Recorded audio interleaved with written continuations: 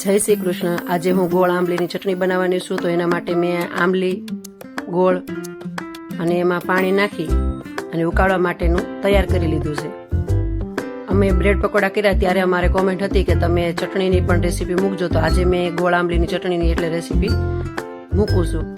તો એ બંને આપણે મિક્સ કરી અને આપણે એને ગેસ ઉપર ઉકાળી લેવાનું છે। ઉકળી ગયા પછી એને સરખી રીતે ચોળી અને ગાળી લેવાનું છે, એટલે જેથી એમાં આંબલીના જે છોતરા હોય એ નીકળી જાય। અને પછી એમાં આપણે તપકીનો 2 ચમચી લોટ લેવાનો છે, એને પાણીમાં બહાર ઓગાળી અને એમાં નાખવાનો છે। અને પછી એમાં લાલ મરચું, ધાણા જીરું, સ્વાદ પ્રમાણે થોડું મીઠું અને આ બધું નાખી ઉકાળવાનું છે।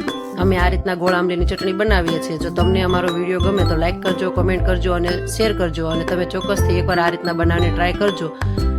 અને ઉકળી જાય એટલે એનો કલર પણ સારો થઈ જાય છે, તો આપણે આમાં કલર પણ લાલ નાખવાની જરૂરિયાત પડતી નથી। અને સરખી રીતે આપણે આ ઉકળી જાય એટલે આપણી ચટણી